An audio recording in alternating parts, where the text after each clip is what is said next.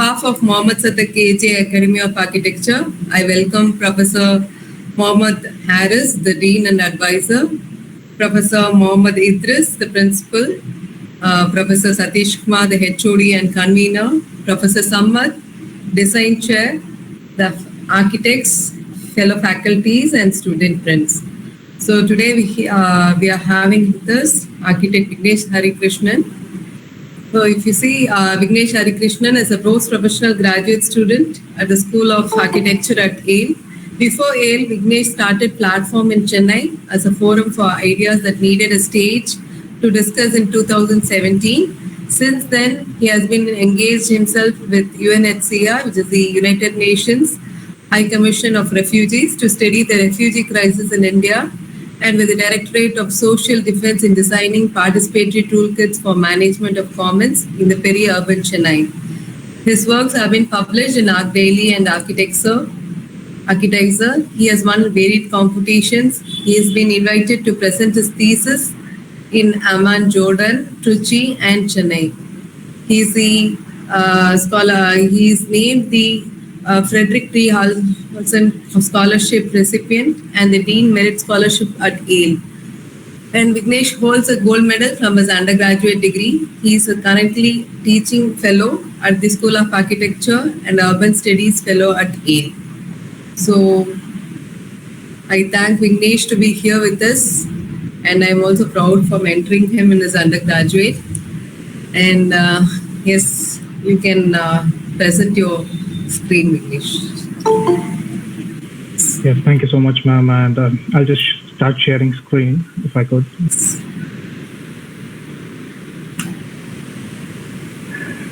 Can you see the screen? Yeah, it's sharing.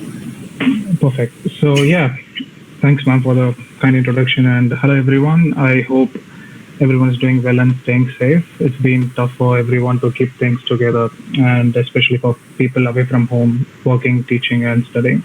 I hope things get better. So I just wanted to start this discussion on studio culture, basically based on how studios, especially in the West, works in the context of the density, scale, and the number of people involved in designing a particular project. And as a prompt of today's discussion, which mentions that I do study at Yale as a post-professional graduate student. I joined Yale in 2020, and it was a chaotic, cumbersome, and strange as possible. And studio culture at Rudolph Hall, where I study as of now, is famous for the scale of its students and the dense reviews and critics. And in normal days, we would be looking at white men and especially Peter Eisen and Frank Gehry, who usually just be looking at the pit and to bombard the works and the projects that we did for the entire semester. But fortunately or unfortunately, it was remote as much as everything else was, and had to travel, test, positive, quarantine, and take classes and studios remote for the first few months. So I thought, rather than highlighting the perils of learning online, which essentially is damaging in many ways, the discussion today that I would love to share is this productive uncertainty and how it helped me and my peers at Yale to navigate further and beyond using 3 scales of study, which I would love to share. So to begin with, the scale of expression and mediums in which I would like to share the works in the latest studio, which I worked with Tatiana Bilbao, the Lost Commons, and Carolina Krestek in the studio. So we were challenged on the current definition of a house and to bring forward different possibilities for living that will create a platform for new social contracts, erasing discriminative acts in the domestic environment. Every one of us was tasked to design a specific space for a determined social context and develop its premise through a directed methodology mentored by Tatiana. And again, in a normal context, the studio would have been just another housing studio, but the studio was a building block of the house, which asked us to deconstruct the house in a physical and abstract sense and rebuild it based on human needs and necessities in a little virtual world, which we had been doing. We were also interested in questioning the notion of drawings in the representation, and we also had less work in the process of designing things in virtual reality. So as a studio, as diverse as possible, each of us from different countries, the professional skills also varied, and the mediums that we produced were also as diverse as it could get. So to just show how we worked, we designed our own website to kind of take things further.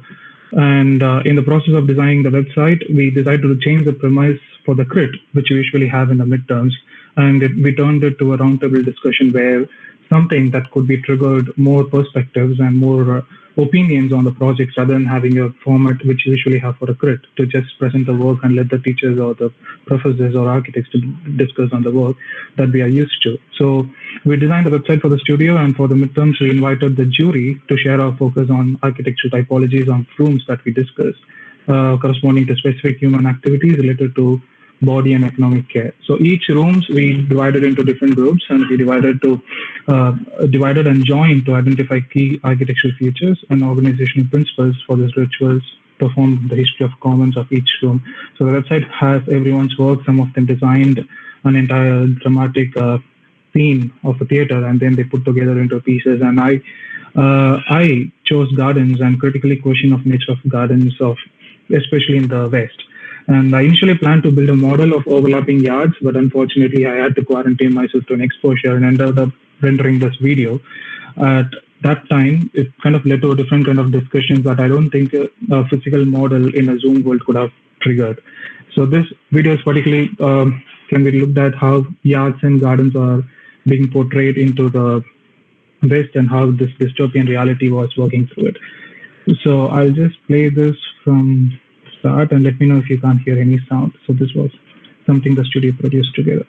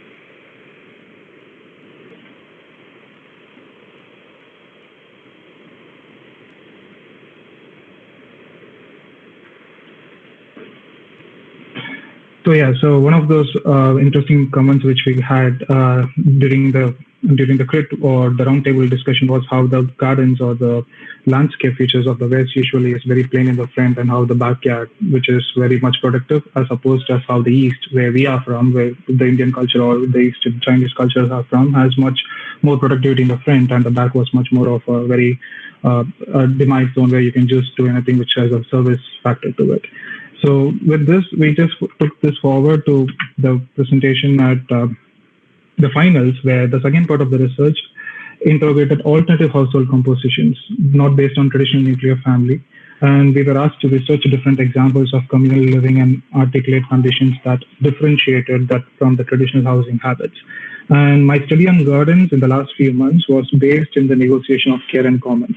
And domestication, as we always know, is violent forced act of dependency. And I questioned how this dichotomy could become more symbiotic with the built space.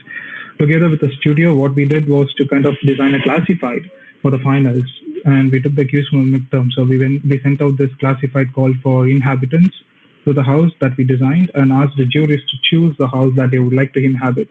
And we took it further with similar round of discussions in the final product.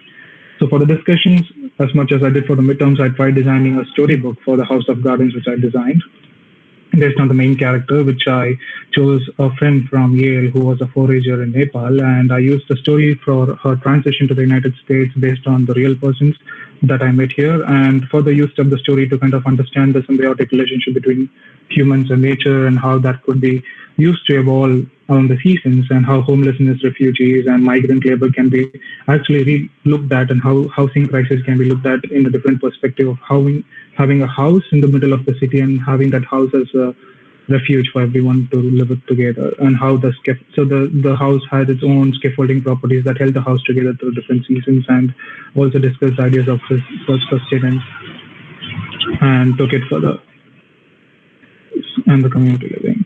So this idea of exploring mediums to represent was a key investigation for the studio collective.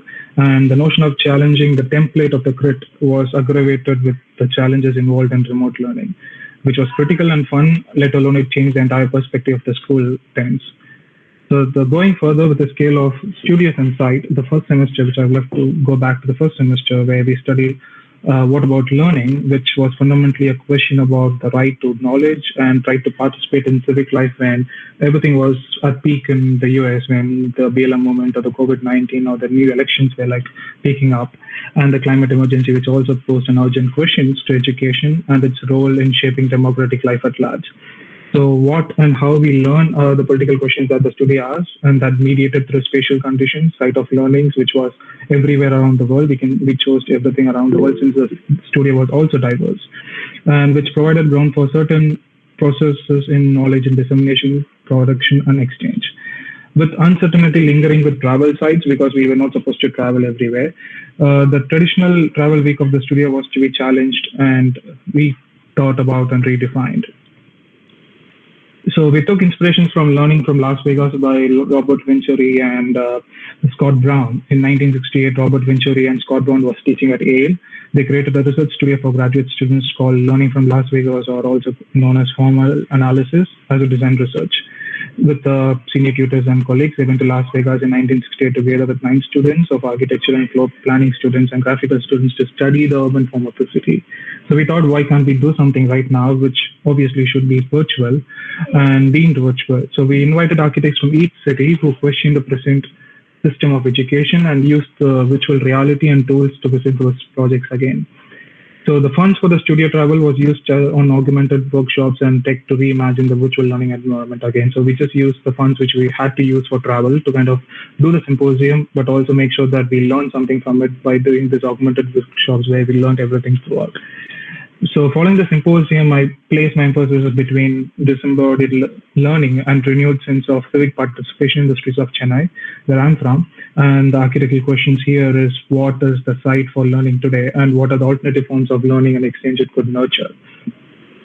So the notion of being vulnerable and being displaced, where I also went through the entire process of coming here to the West, question the premise of education as a tool for empowerment. So thus the studio's brief on what about learning morphed into how about learning and empowering, and also questioned what if the changing climate and the vulnerability of being displaced provides agency to people to empower and educate.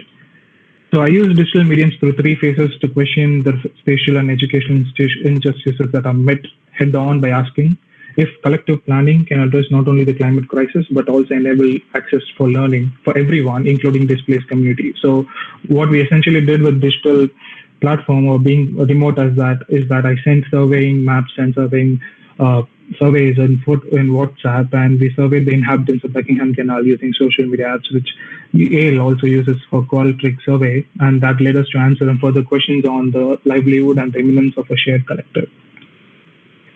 So through kind of 200 conversations on both sides of Buckingham Canal, the project built a case for collective planning as a means to give agency to the inhabitants, to reshape their environment, to address not only climate crisis, but also spatial and educational injustice. Further discussions with stakeholders and activists and educators at Yale and the politicians around, it kind of helped us to discuss on how a holistic framework of commons where learning and empowering could coexist. So this kind of discussion led us to design the underused institutional open spaces to maintain commons for Chennai, and the newly designed urban area would have to host a series of community-powered banking, learning hubs, and climate labs. But I also managed to design a learning model for children, which was based on geography and politics and economy, and emphasized on commoning together. So the temporal educational curriculum based on seasonality, which I chose based on the seasons which we have, will anchor for the context for children to associate and belong to the place. And with such expanded resources at AL and the ability to connect with people everywhere, what we did was to kind of lead our conventional forums that I designed with my friends to share and discuss ideas. For example, this forum which we designed to rethink about the refugee crisis in India and Mumbai with even HCR kind of led to a different level of series of discussions beyond AL and in fact predetermined boundaries. From designing the first AL nomads for people to kind of come together in the Mexican community, the Mexican architecture community, to design the first of its kind roundtable discussion with Yale and Harvard, we kind of also involved how this practice plays in partnership and agency in architecture and Latin's women in architecture can also be translated to BIPOC, which was also one of its first kind, where the studio came together, where the students came together for the first time to reimagine the BIPOC collective in the pool of online resources. So we just did a Wikipedia hackathon where we just went to all the Wikipedia pages which talked about BIPOC collectives and its related resources. We kind of edited everything from scratch so that people can be updated on it from then. So that kind of helped us to kind of navigate to question the entire existing template in the design research in my own program. So one of the essential features that we have in AIL is that the post-professional program has a design research, which is a 2-year-long program, which is essentially a thesis. So we wanted to change it from scratch because we had our own advantages and disadvantages of studying in the remote climate. So we just thought we could use Zoom to kind of make people to come together in a normal world, which would be very much tough for everyone to be together. So we just made this virtual environment, and at the ease of a Zoom call, we redefined the entire curriculum, which we'll be taking forward for the next few years. And one of the studio's things that we also plan to work on is kind of expanding between schools and discussing the sharing of works with students and other peers, especially with my friends here. So we and myself and Sarvesh joined together to kind of teach and learn from NCSU, where Sarvesh did it and in this master's program where he was teaching there. He was a teaching fellow there. So we kind of took there and started doing our own research and started doing his work on AIs and algorithms and took it further. And we just had a joint session to students out there. So I just want to kind of conclude and also open the discussion. Perhaps it's based on the works which I did and also the studios which did to kind of emphasize on the advantages that we have in the learning environment right now with our own freedom to change things and also the own freedom to connect with people at different boundaries that we do right now as we speak, and kind of take this further to kind of negotiate how we can start learning together. So that was something which I wanted to discuss today and kind of talk with you guys. That's it. Thank you.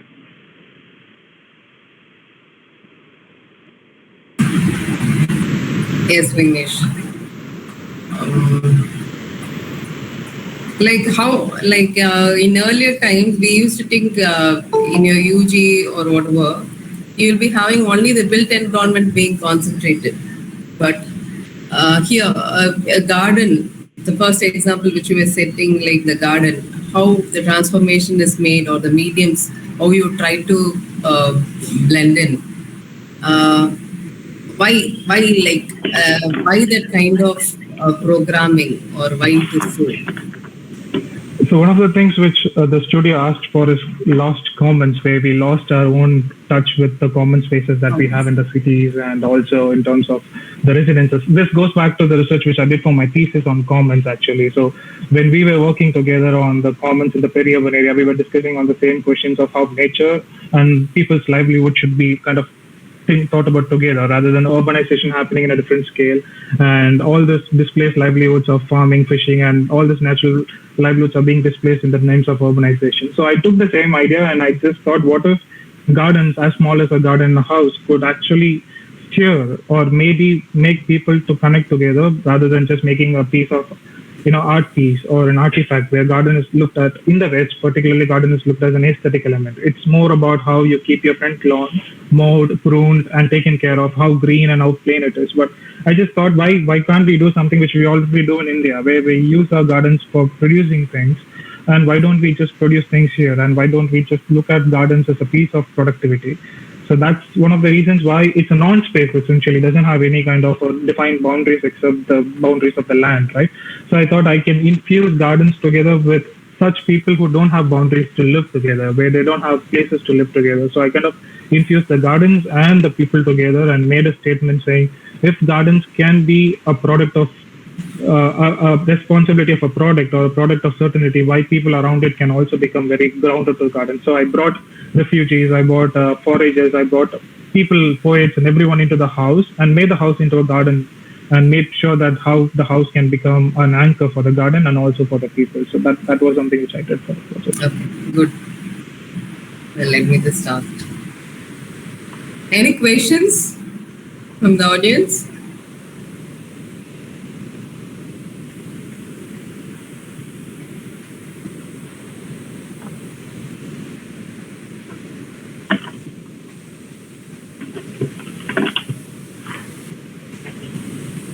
It's Monday morning. Monday morning. And Sunday midnight to me, so it's like the wrong time to ask questions too.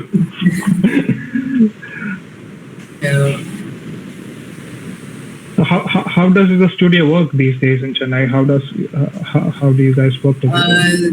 Presently, they are not moving out or going out for any visits. Actually, they are doing their study through books and references from the net, and that's how it has been happening.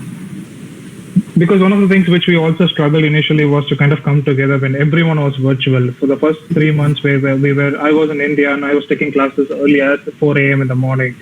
So we haven't done anything particularly initially, but then we decided we could just come together to start a forum to talk out about how the studios can work together. Because right now it's easy to kind of connect people in a Zoom call, or it's as easy as it could become. So I just thought it would be interesting for you guys to start something like that and take it further. Yeah. We will do. Yeah, we thought like in this time, like because they are having a break from the semester and to the exams, we thought we would take this time having like, the web talks, like open up some more to conversate and to ask them to improve, like or even discuss or think about certain things. So that is why we had this talk series. Yeah. And I didn't want to go so much into my design work because I know this Monday morning could be very much overwhelming for many people to start looking at things. So I just thought I'll just share what I did as a part of the community at Yale here. You can even tell them like how to get into Yale and what is the procedures and all these things. Yeah, so I think it's more about how you kind of narrate your experiences through the entire year of your undergrad study and put it into one single story. And I think one of the things which I was constantly pushing forward was to kind of say a story which convinces people of why you want to do your master's somewhere, particularly like a school at Yale, because Yale is very small in its count, we just have about 15 people in the entire cohort, and it's kind of very competitive in terms of the diversity. So I had to push forward of how diverse things can be if I'm at Yale. So rather than following the template of how normal studios or normal work, I just thought I'll craft my own version of things, and I just applied without any presumptions that I will get in. So it's just that it happened together, and you guys were there, so I had no problems in that. That's true. Okay. Any questions? Please, you can ask your questions here.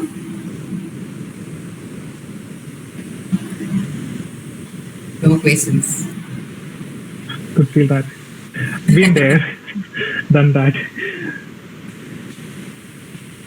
Right, then we shall conclude then, Vignesh. Yeah, sure. Thank you so much for your time here this today. No problem. And I hope it is an eye-opener for the young pursuing graduates to, I think they have to even more open up more towards the field, understand it is not only restricting themselves within the college, they have to go beyond it and learn through the society along with the political or the cultural factors, and understand their pace is more important in this, like during the pandemic times, how it is really hard for everyone to go out or even to think about it's more idealistic.